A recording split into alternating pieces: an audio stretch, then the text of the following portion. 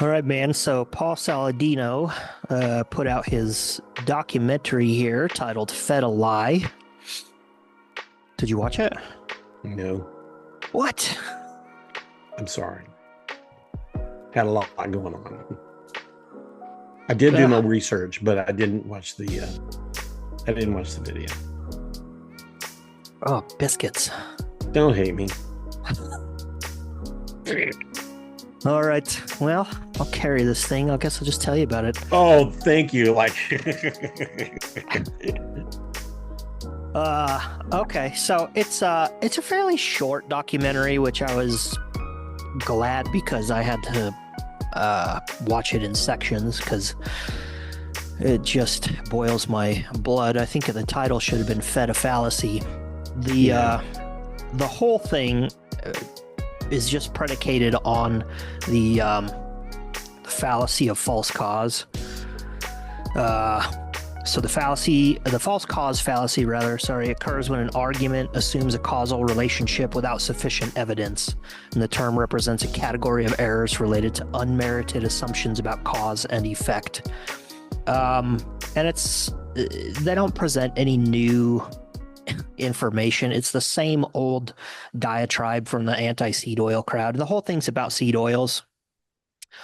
And yeah, so no new information, but like the very first sentence was a false cause fallacy. Um, and I had issues right from the start. So they try to give a description of what food should do, and I think Paul gives the best description of what a food should do, and it was basically just like food should provide you with the nutrients that you need to sustain life and grow and whatever. But there's a couple other survive people and in it. thrive. Well, not even thrive. No, no. It was just Okay. like it should just provide the nutrients needed um, for basically biological function, and which I think is a pretty sufficient definition. But there's another guy in there, Chris Knob, and he tried to say food should, um, you know, keep you healthy or whatever the case may be. And the problem with that, oh, Nina Teicholz is in there too, and she had something to say about. I can't remember exactly what they said, but they had very, very poor definitions of it. And even under what they said a food should do for you, seed oils still fit in the category. And this is a problem, like in that group altogether, is they want to say that these things aren't food, and they say ultra processed foods are food like substances and stuff. However, they can't ever give a definition of what food is, because Hmm. if they were to actually do that, a seed oil fits under that category. And Right. so I kind of looked up a couple of things as they define food like substances, and then the definition of food under Oxford Dictionary, Merriam-Webster's dictionary, and it would be all food like substances are food, but not all food are food like substances. So right out of the gate, like they're very poorly defining what a food is, and don't really provide an explanation as to why seed oils don't fit that definition. And they go on to talk about all the normal stuff about how seed oils were, originally lubricants or whatever. And I guess that is partially true for some of them. It's certainly not true for all of them. But even then, that's just a fallacy, because they want to say that they're machine lubricants. However, I can go online right now and find tallow-based machine lubricants, Absolutely. and which Absolutely. tallow is the thing that they would recommend to replace seed oils. However, so if you're going to say on the basis of machine lubricants, though, well, we can You still, know, you know what I mean? Yeah. What yeah. what did they use before seed oils? Well, I'd just like to throw this out there. Do have some knowledge on this that for the years, I mean, hundreds of years, animal fat was the primary lubricant, period. Our agricultural uses, just even before the automobile, just like farming equipment, used animal fat. It's just the way it was. And if you could get any kind of whale fat, any kind of large fish that has a lot of fat on it, up north, seals, those It's kinds of funny. things. Yeah, Animal fat was the lubricant. Period. yeah, it's funny that you mention the whales because Nina Teicholz actually mentions the whales. So she talks about cottonseed oil. Cottonseed oil was the first kind of like quote unquote industrial lubricant. And she says that the reason that they changed to the cottonseed oil was because they had basically killed all the whales. So there wasn't enough whale oil. So even in the film itself, they admit that animal oil, fats were used before the seed oils. Yeah. But Yeah. somehow the consumption of seed oils is bad on the basis of using it as a lubricant. So it's, you know what I mean? Like they undermine their own thing there. They talk early in the film about how obesity has increased despite, the calories not really increasing, and exercise having gone up. And so this is where that false cause fallacy thing comes in. So this is just, it's cum hoc ergo propter hoc. So with this, because of this, so because the two things kind of happened at the same time, we brought these seed oils into our food supply at a much larger rate, and obesity increased without calories increasing. And they showed a little chart, the obesity line went up on the graph and the calories stayed same. And so I wanted to look that up because they didn't provide a reference for it. So I looked it up and, oh no, hold on. So he shows his little chart, the calories. Calories didn't really stay the same. So he got this information from the USDA, which, kudos Yeah. to that for actually using real information. Yeah. And so 1977 to 2018. So the intake in 1977 was about 1,800 calories. And then in 2018, it was about 2,100 calories. Now, when you look at it on the graph, the line stays pretty stable. However, 1,800 to 2,100 is an increase of 300 calories. That's a 15% increase. And 300 calories a day for an individual is certainly enough to drive an increase in body weight. And then depending on what you're eating, depending on what those calories are made of, it certainly isn't enough to increase body fatness. So the idea that, well, it can't be calories because they stayed the same, well, I don't think they did a very good job of doing that. And they're just kind of like this whole wishy-washy thing, and a little bit of a straw man. So he say, oh, the calories didn't really increase that much. Well, they did in fact increase, and they increased enough that I don't think you would find a nutrition researcher or nutrition scientist who would say, well, 300 calories isn't enough to increase body fatness or drive BMI up, because it certainly is. And then let me see what this one is. Yeah, vegetable oil consumption. They talk about how as vegetable oil consumption went up, maybe I can stick to the calories here. Yeah, so from the USDA, the last thing, the last data that we have as of 2023, the average American consumed 3,800 calories a day. So in 1977, it was 1,800 calories. To 2023, it's 3,800 calories. Mm-hmm. More than doubled. That's an increase of 2,000 calories. Yep, that's massive. That's massive. You know what I mean? Yep. So this idea that they put out, well, the seed oils are independently causing this increase in obesity, because calories hasn't gone up. That's clearly false. Yeah. And then he talks about the exercise has increased. So exercise hours have increased across the population. However, it's light exercise. People are going to the gym a little bit more. However, the amount of sedentary time that they're spending has gone up.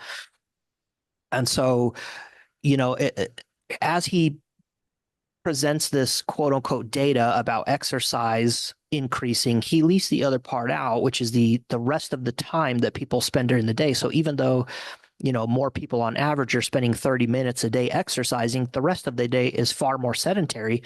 And we can see this from 1960 to 2010, the prevalence of sedentary, light, and moderate intensity occupations. Sedentary and light intensity occupations have increased while the moderate intensity has decreased at a rate. So more people are sedentary. We're getting less physical activity overall, total throughout the day. So it's something that they dance around this topic all the time. And I know for a fact that they've been challenged on this stuff and they just refuse to interact with the topics at all. Yeah. And then we look at this vegetable oil per Hold on, capita. hold on a So second. yeah, Hold go on ahead. just a second. I'm sorry. So there's a lot of other factors there that go through my mind. So we're talking about light exercise. Isn't that what that says, light exercise? What does light exercise mean?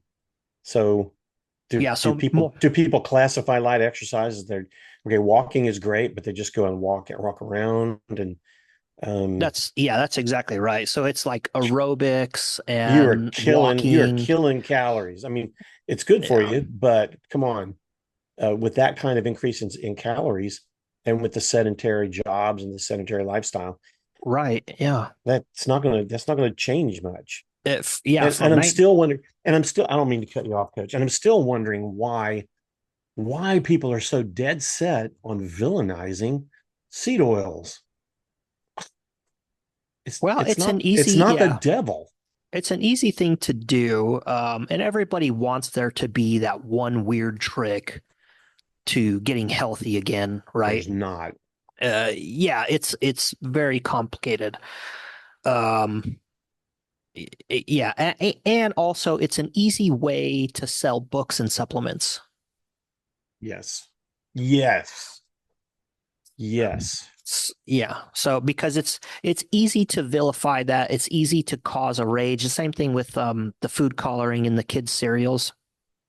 It's Yes. easy to target people who want to people don't want to become obese and sick. And so it's easy to target them and say, well, it's this one thing. And if you just eliminated this one thing, you would, all your problems would be fixed. Oh, by the way, here's a book I have on how to do that. And here's some supplements that can help you. You know what? I just want to remind also for the people that are listening, go back and listen to our food color dye podcast. I think we did two. I think there were two of them in the series, maybe three. And we looked at tons and tons of studies, and it's inconclusive at best. But yet that's what people stand on. That those are even political standpoints. Is like, oh, the food colorings are killing us. Hmm. Uh, Yep.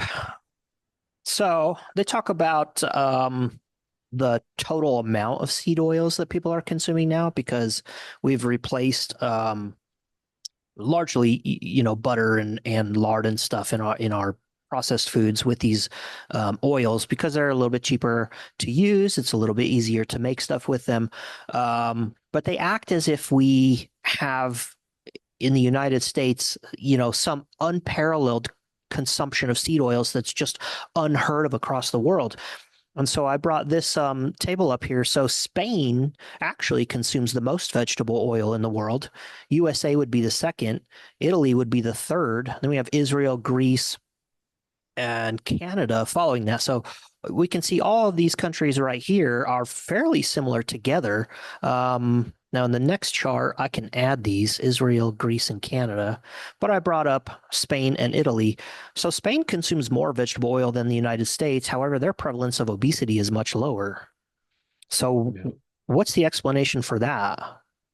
If if seed oils is the thing that's driving the obesity epidemic in the United And States, why Spain should be isn't off the chart. exactly why isn't it higher in Spain and why isn't it similar for Italy as to the United States? Because we go back here, Italy, it's a little bit less, but it's not that much less. They should have a prevalence of obesity very similar to ours. However, it's even lower than Spain. Spain's obesity rate is higher, particularly in the rural areas as well as lower income and uneducated. So But even at that, I mean, that should still, if it's just based on seed oils, which is what they're trying to say, it would be way, way, way more than the United States. Yeah. Yep. They bring up the topic of the food guidelines. So the recommendations are to replace saturated fat with unsaturated fats, replace butter with oils and stuff like that. And they try to make the argument that despite these guidelines being there and the recommendations being to increase these oils, that health has gotten worse. Which, we've covered this many times. A lot of people have is like, well, you're going to have to make the case that people are actually following the guidelines, which isn't the case. At best, people are maybe 60% adherent to the guidelines. They're not, they're not 100% adherent. And then the classic thing that they do is attack the guidelines, but then they won't ever actually interact with the guidelines. So they show an image of the Tufts Food Compass.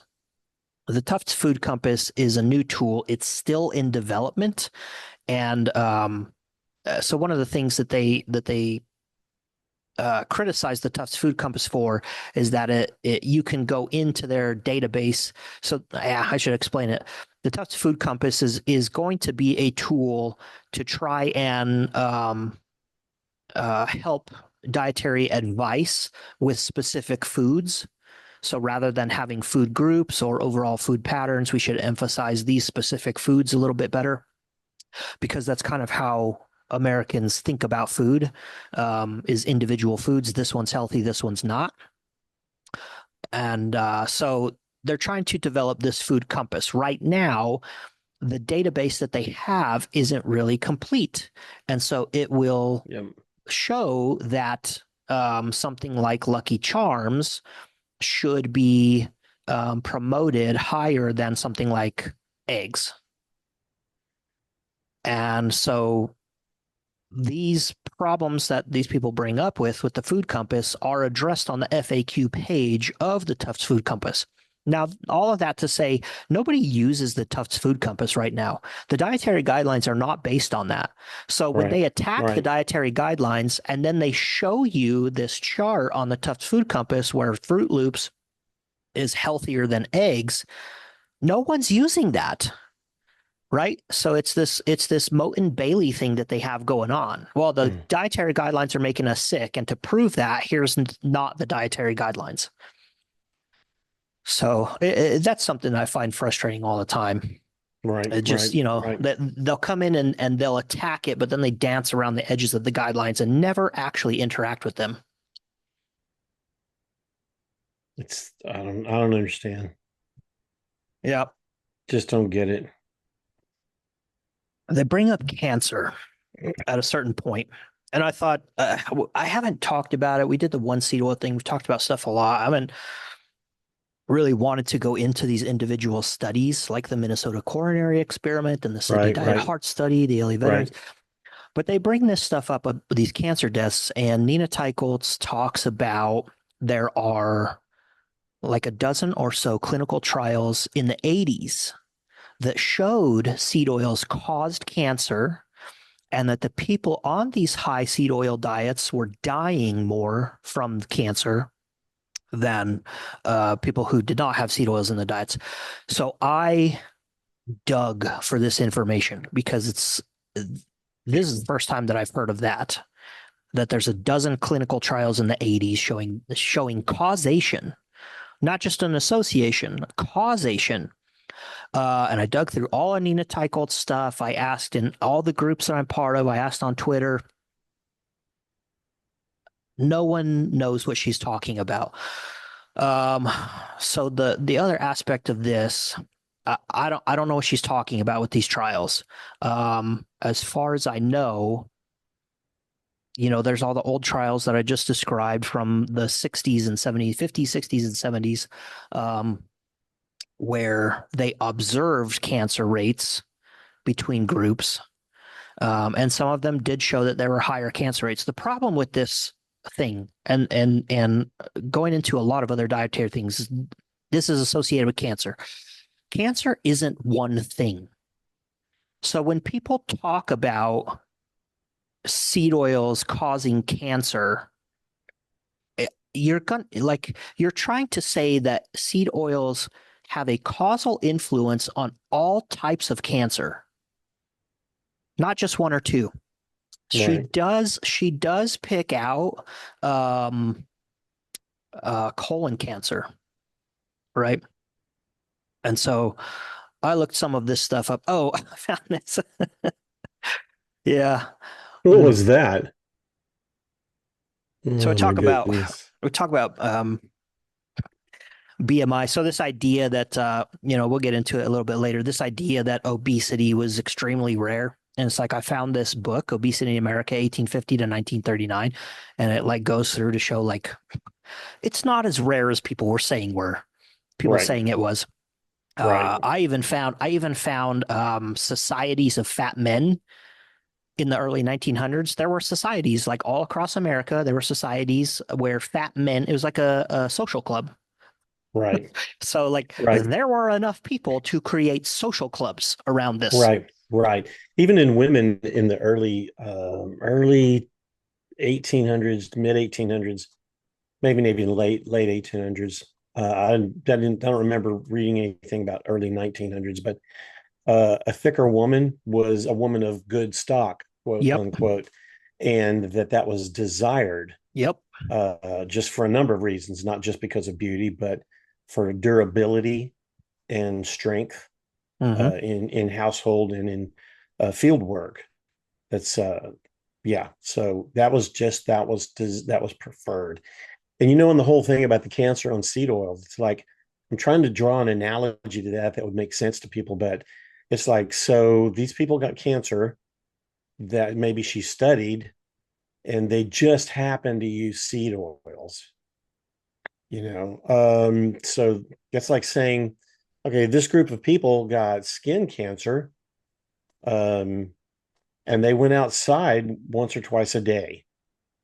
So Yeah. it had to be Uh, from, and they ate seed oils. So it must be seed oils. yeah. What? It's and again, man, your ability to segue into stuff is astounding. So I know of one because I was recently looking at it. So the LA Veterans Administration trial. So a lot of these trials on seed oils were specifically looking at cardiovascular disease, and the main outcomes were not cancer. They just observed rates of cancer and rates of death of cancer and stuff. And so in the LA Veterans trial, there were a whole number of cancers that were developed throughout the trial. Now, the problem with trying to show causation in these trials and seed oils is that these trials were done in people mainly over the age of 55. Most of them were Mm-hmm. over 65, Mm-hmm. and they're long trials, but in the grand scheme of things, they're very short. They're 7 to 10 years long. So people developed cancer throughout the trial. It's not that everybody entered the trial cancer free and then at the end of 10 years, something was, you know what I mean? And so there's Right. 50 or 60 years of life that people had, which is unaccounted for in this trial, which there's all kinds of reasons why people would develop cancers at different rates and different cancers altogether. And then in the LA Veterans trial, so there were some stomach cancers that were higher in the seed oil groups, and there were some other cancers. But then the other group, they had butter in their food, butter versus I think it was safflower oil or something like that. Mm-hmm. And in the butter group, they had higher rates of melanoma. So if you want to say that seed oils are causing these cancers, while people in the other group who were eating butter still developed those same cancers. And some of those cancers were higher in the butter group than the other. So if you want to say that they developed at a higher rate in the seed oil group, that's fine, but you're still going to have to say butter has some causal effect too. It may not be as much, but Right. butter apparently causes higher melanoma. You know what I mean? Like it's ridiculous. Yeah. Higher percentage of cancer manifests themselves in later age people in Yeah. more, I don't want to say elderly, but say this group from, I think it's like 54, 55. I can't remember which number it was, but let's just say early 50s. From early 50s on, that's when most cancers, not all, so people don't start writing us and saying, oh, my cousin had cancer and they were 14. Not all cancers, but predominantly the cancers you see the most of manifest in the late ages. Yep.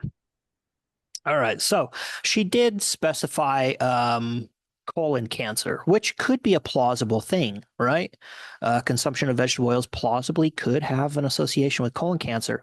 And so I really tried to find what she was looking for. I dug hard, man. I couldn't find it. So I looked some stuff up and I basically found this review here on the eicosanoid pathway mediates colon cancer promoting effects of dietary linoleic acid.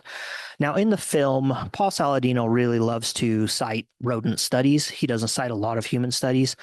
And then what Nina was talking about, I can only assume is mostly rodent studies. There just aren't very many human studies showing an association between cancer and vegetable oils.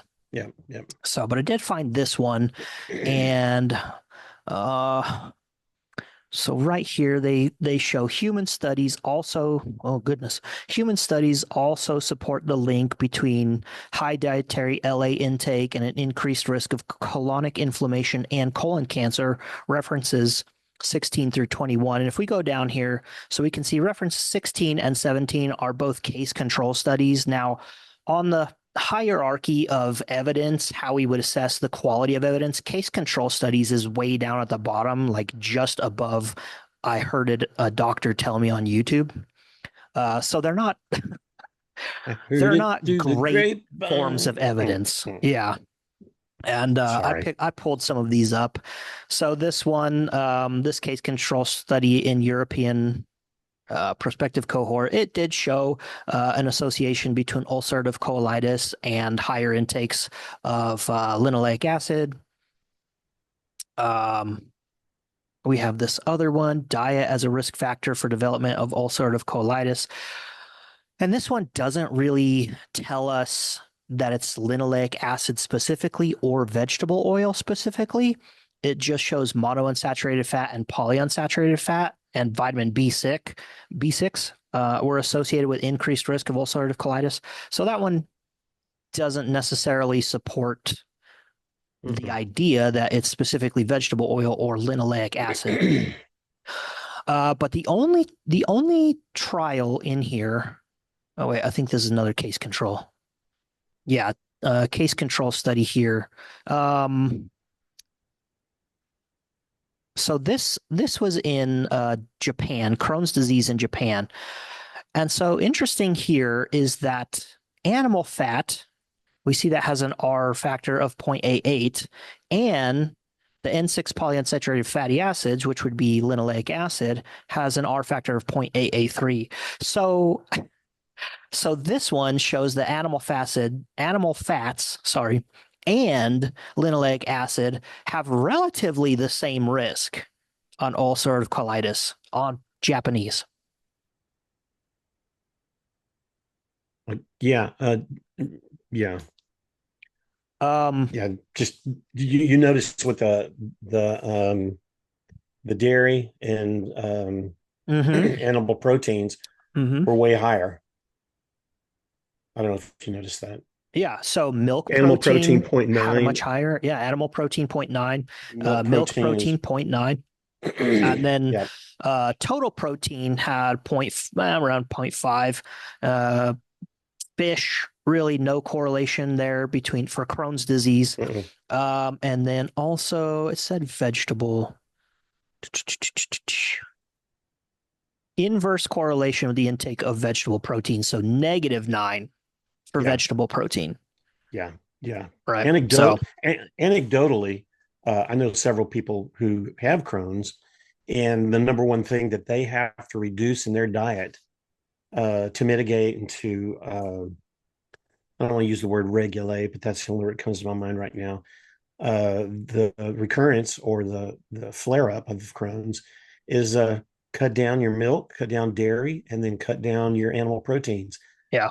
That's what they're instructed to do. Nobody tells them, oh, make sure and stop your seed oils.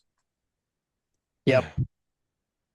So those were in this references 16 through 17. 19 is another one on inflammatory bowel disease. Now, the only reference that they have in this review, and the whole review goes over rodent studies. They don't provide any human studies in this review at all. But their only reference to human studies showing an increased association between vegetable oil intake and colon cancer is reference 20.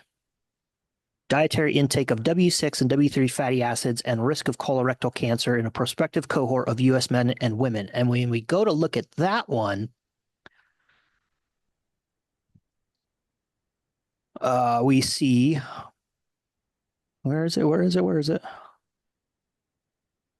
Risk of omega-3 to total omega-3, risk of omega-6 to total omega-3 was not associated with colorectal cancer risk in either sex. Total omega-6 intake was inversely related to colorectal cancer in men. So you actually had a 19% reduction in risk for omega-6 for linoleic acid. So this review, where they said it right up here, right? Yeah. Human studies, where is it? Human studies also support the link between high dietary LA intake and colon cancer. Their own reference shows an inverse association. Yeah. The abstract. You just stare in the abstract. We don't even have to go that far into this thing. And then I found this review and meta-analysis, linoleic acid intake and cancer risk. And this basically says, for case control studies, combined relative risks were 0.84. So that's, a 16% reduction for breast cancer, about an 8% reduction risk for colorectal cancer. And then this one's concerning, a little bit of an increased risk for prostate cancer. But those are case control studies for the prospective cohorts, a little bit of an increased risk for breast cancer, however, not statistically significant. That same 8% reduction for colon cancer. So this idea that linoleic acid is somehow, somehow the data is being ignored on its association with cancer, and specifically colon cancer, it just isn't supported in the literature. It's just not supported. Yeah, so getting on with the BMI. So back to the BMI thing. Another interesting aspect to this idea that the seed oils, once they were introduced into our food supply, somehow uniquely increased the risk or the rates of obesity. Now, obesity. I hate to cut you off. I'm sorry. My camera's off. Your camera's off. Okay, well you can fix that. Go ahead. I think it's really important if we can look at down below the area where you were pointing out the percentages there on the this last study right there. If you go down to that whole bottom line, controlled studies of coronary artery disease in men did not, except for one study showing increased cancer incidence after consumption of diets with a very high linoleic acid content for several years. Animal experience indicated that a minimum amount of linoleic acid is required to promote growth of artificially induced tumors in rodents. But above this threshold, linoleic acid did not appear to have a specific tumor promoting effect. Although current evidence cannot exclude a small increase in risk, it seems unlikely that a high intake of linoleic acid substantially raises the risks of breast cancer, breast, colorectal, or prostate cancer in humans. Yeah. Boom. Yeah, that's right. And that thing, it says none of the studies except for one, which seems to me like that's what they just go around doing, is they just find the one study. Right. And champion that. Look at this. Yeah. And champion that thing. All right. So back to the BMI. So this idea that seed oils were introduced at a certain time point, and then we also see BMI start increasing at that same time point. Well, BMI is not exactly a measure of body fatness, which is what they're trying to equate it to. And BMI And body fatness is actually a nonlinear, meaning that as body fat linearly increases, so I'm going to show you some images here in a second.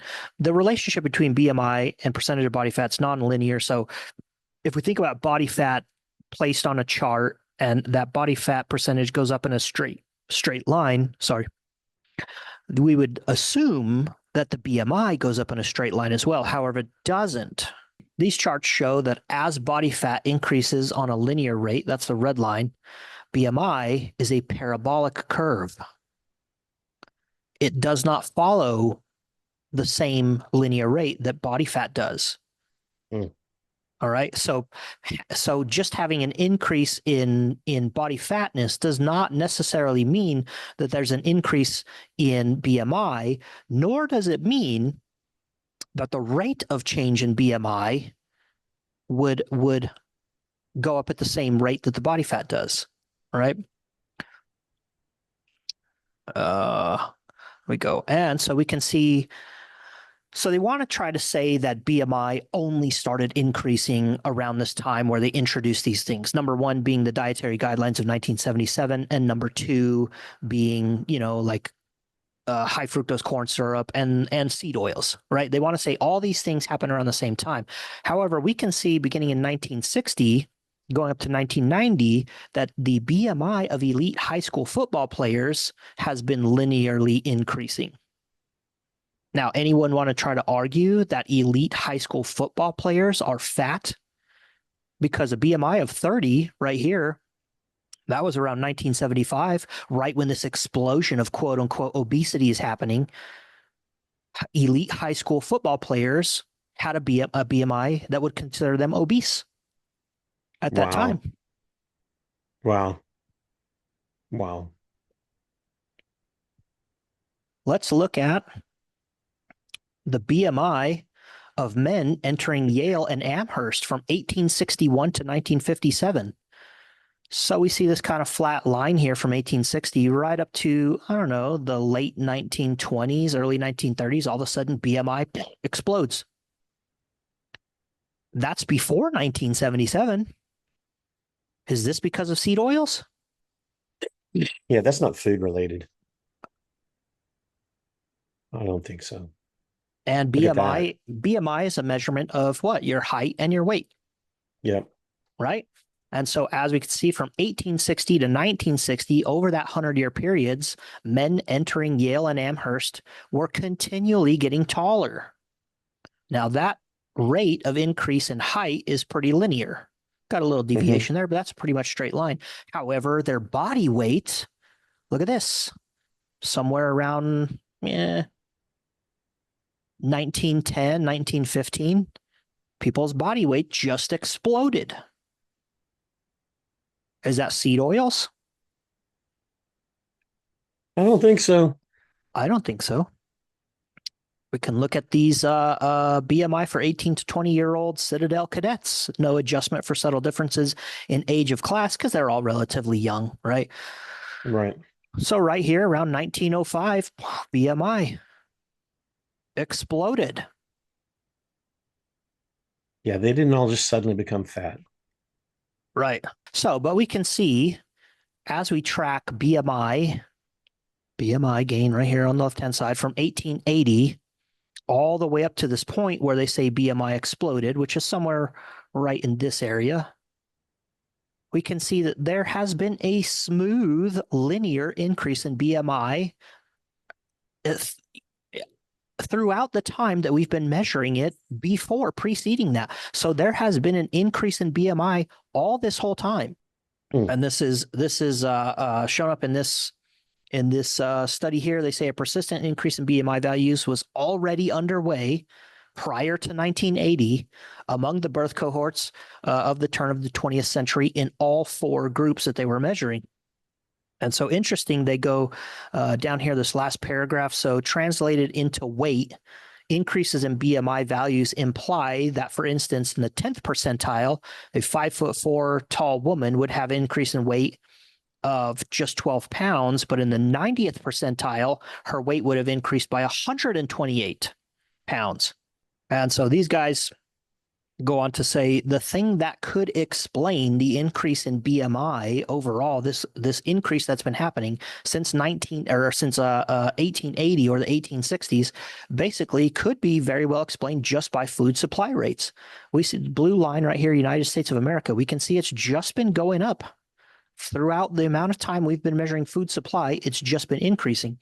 And that book that I showed you, right? So from about 1850. So our earliest measurements we looked at were around 1860, right? 1850 to 1879, obesity existed almost exclusively among the upper class. Why is that? Well, I don't know. Maybe they were wealthy enough to afford enough food. Yeah, I was going to say that I'm having difficulty drawing the correlation just between food supply and increase in BMI. Just because the food's there doesn't mean everybody's getting it. Well, that's true too, but we have that backed up by the increase in calorie consumption. Yeah, that's So true. I don't know what the calorie consumption is That's for true. 1800, but I'll bet you it was lower than 1800 calories a day per person. I'll bet you the amount of sedentary exercise was much lower. Yeah, look at the whole Depression era. Yeah. Just anything So between 1915 to 1920 through like 1942-ish. yeah, so I think they did a pretty crappy job trying to establish a causal link between obesity and disease and consumption of food oils because they just don't interact with any of these points. You know what I mean? They dance around the subject quite a bit. Now at one point, so Chris Knob is in there and he talks about we should, move to this aspect of regenerative animal agriculture and goes on to say how there are lots of farmers and ranchers out there right now doing regenerative agriculture and they care about the animals and the people who are selling, which is to say that the farmers and ranchers right now who are part of the conventional agriculture system don't care about people, and they don't care that you're getting fat, and they don't care that you are having more diseases, and they are basically just in cahoots with the pharmaceutical companies. Like, is that really what we think? Do we really No, think those farmers are in on it? Well, no, I just know that no, honestly. He goes on again to talk about how people in the 1900s didn't have this stuff. And he brings up this point about how before 1900s and late 1800s, early 1900s, people didn't even know about vitamins and stuff, which I thought was hilarious because it was at that point in time where people were suffering and dying the most from single nutrient deficiencies. You had right. scurvy, beriberi, rickets, Yeah, yeah, pellagra. yeah, Like to yeah, just yeah, yeah. if he doesn't know that those things happened or existed, uh, like it's mind blowing how they can avoid those topics to bring up that subject and not interact with the fact that that is the single point in time where we had you know what I mean? Prior to that, like infant mortality rates was extremely high. Oh, and then the infant mortality rate, they go on to talk about the Maasai and these other indigenous like pre-modern tribes that are still alive today who aren't obese and who don't have the same rates of disease that we do. And I thought that was funny because they don't like to interact with all of the modern cultures like the Nordic cultures, the Nordic countries who have the same rates of obesity and disease as the Maasai and who's the other one they want to talk about a lot? But who do consume seed oils, right? So Sweden, Denmark, Finland, they're all very thin, they're all very healthy, all very fit. They are some of the longest lived populations. However, when we looked at the Nordic dietary guidelines, what did they promote? Canola oil. Hmm. They don't want to talk Absolutely. about those cultures, right? We just want to talk about these people in Africa who I looked up the infant mortality rate for the Maasai, because that's the tribe they brought up in the film. There's 28.81 deaths per thousand live births. Mm. That's incredibly high. For the US, it's 5.6. So already we're talking about a very biased sample, survivorship bias, right? And what's the life expectancy for the Maasai? For the United States, it's 77. For the Maasai, at best, it's 60. Yeah, at best. So to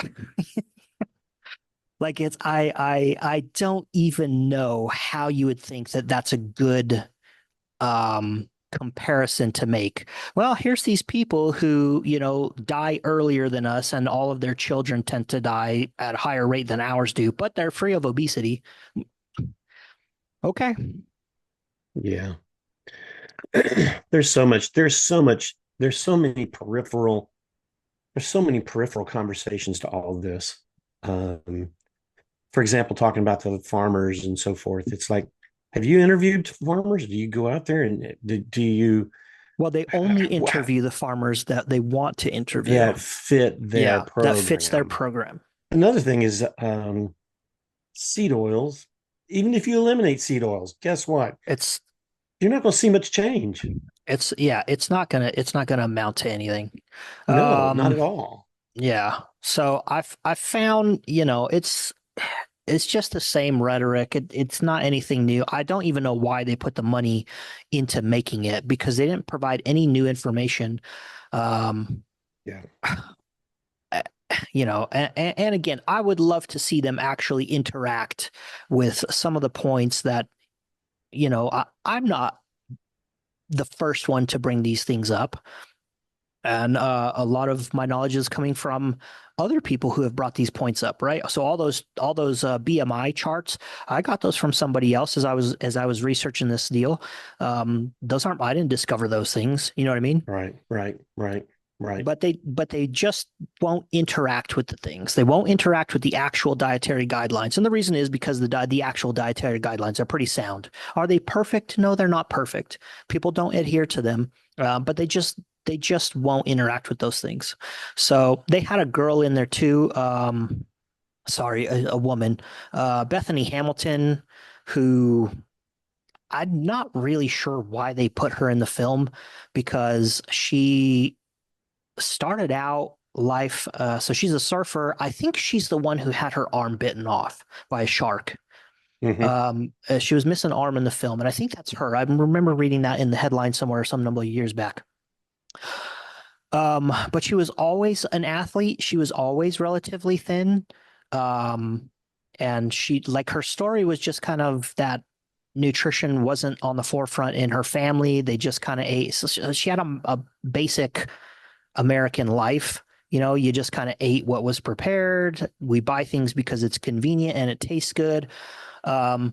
And she goes on to say about how she had some problems. She was exercising 6 to 8 hours a day, which I find to be laughable. She may have blocked off 6 to 8 hours for exercise, but I don't think she was exercising for 6 to 8 hours a day. But she says despite that, she was having a hard time controlling her weight. And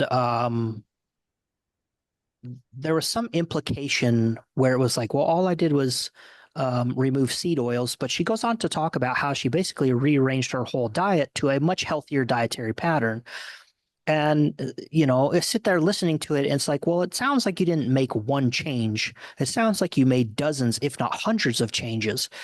Because when you take a food, and people aren't just changing seed oils. It's not like you just swapped butter for oil while you're cooking. Yeah. What people are talking about when they eliminated seed oils from their diet is they eliminated a lot of processed foods. And so you have a processed food and it has 10 ingredients, and you get rid of that in place for something that has 1 or 2 ingredients. You didn't make one change. Right. You made 10 changes. Right. Absolutely. Right. And then we think about, oh, well, she was exercising 6 to 8 hours a day. Well, how many calories are required to keep up the energy for 6 to 8 hours of exercise? Like a lot. So what impact was over exercising having on her physical well-being? You know what I mean? Yeah. But her testimony in there, like, again, I'm not even sure, because she was never obese. She was never really sick. there just wasn't like I didn't think it was very convincing to have her in there. Right. So Right. I don't know. Weird take. Well, people just look, again, I go back to people just look, they're looking for that magic bullet, and it's just not that simple. Yeah. I will say I did like the score. So the music that they had was well timed, it was well placed. They had all of the little like violin string plucks and screeches like in a horror film, really at the right moments. They did a fantastic job there. The videography I felt was lacking. It was the whole thing was filmed in almost like a sepia kind of brownish tint, Yeah, I hate and that. I hate those things. I didn't care for that very much. The the way they did the composition when they were interviewing people, it just kind of was weird. Um, yeah, so like I said, from a videography aspect, it was okay. I mean, it's a documentary. It is what it is. It was kind of filmed in a documentary motif. Could have done without the sepia. I think they probably could have made it a little more blue. I think that would have helped a little bit. Um, and there were long pauses in there, where long enough where like the first time I listened to it, I just listened to audio. I wasn't watching it, and there were long enough pauses in the film where I actually thought my phone had paused, and I had to pull my phone out and check that it was still playing. Um, and then there's transitions between when they're interviewing Paul and they're interviewing Chris. The screen goes black, and then Chris starts talking, and I want to tell you, it's like a good 2 seconds before they bring his image up, and I was like, eh. Okay, I didn't watch it. I was supposed to, but I didn't. Not going to explain why, just didn't. But going to say that everything you've just described is theatrically meant to give large impact and to cement things into your memory. That's what they do. That's all everything you just Yeah, mentioned I is a understand. Yeah, theatrical shot at you. yeah, I understand the how the pausing Yeah, and you all know that stuff that. can Yeah. influence the documentary. Yeah. However, it was too long Yeah. where they had them. The transition wasn't smooth in the pauses, the blank screens. It was too long.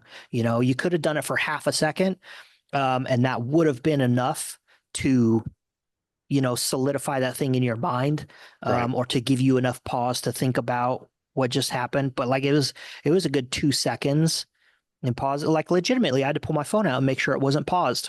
That's how long the pauses were. So I think they could have done a little bit better editing. Yeah. So So when we do our video, then you say you're out on sepia, right? I'm out on sepia. Yeah, yeah. So when we do our video, Uh-huh. you don't want to do this. You don't In want to have sepia? coloration. Yeah, yeah. No.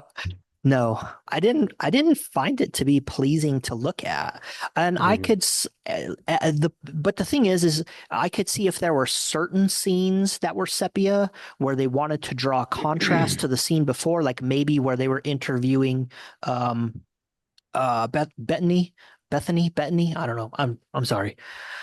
If hers was in sepia, now there was a difference in hers because the camera was like in constant motion. There was some slow motion in her film, so it was a little bit more Yeah, B-roll-ish versus yeah, where they were interviewing the other people. It was a little more clinical. The camera was yeah, stationary. And if you wanted to introduce sepia in hers, where not even sepia, but maybe just more oranges and reds, where it's a little more warm, and they definitely changed the score as she was speaking, right? The music was a little more uplifting, a little more heartfelt. I understand that, but the whole film was basically in one color. yeah, yeah, yeah, yeah. And people go, well, now you're just picking on the movie. Well, yeah, I can't, but that's okay. It has not a whole lot to do with seed oils, but I really hate when documentaries or even movies or even just television shows where it's that whole, the handheld camera. It makes you feel like you're really there, and Yeah. it's like, You know, I hate that. It's just, I'm out. I'm out. It's making me sick. Yeah. All right. Well, that's my review on Fed a Lie. I think the title should be Fed a Fallacy, because it just seemed like the whole thing is a false cause fallacy. I didn't find there to be a lot of convincing substance. There wasn't anything new. They don't have any new evidence to bring to light. So it is what it is. It's just a continuation of what's out there. So if you haven't watched it yet and you are part of the crowd who doesn't like seed oils, like, I would say you probably don't need to watch it, because there's nothing new for you to gain in there. You can find everything they said in the video is already something you already know. So Yeah. there you go. All right. All right. We'll see you guys next time. Coach Lambie and Dwayne out.